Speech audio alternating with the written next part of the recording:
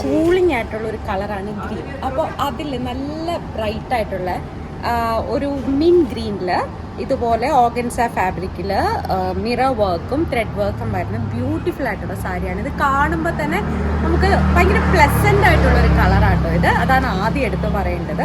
ഇതിൽ ചെറിയൊരു സട്ടിലായിട്ടുള്ള ബ്ലോക്ക് പ്രിന്റും വരുന്നുണ്ട്. നിങ്ങൾക്കത് കാണാൻ പറ്റുന്നുണ്ടോ എന്ന് എനിക്കറിയില്ല.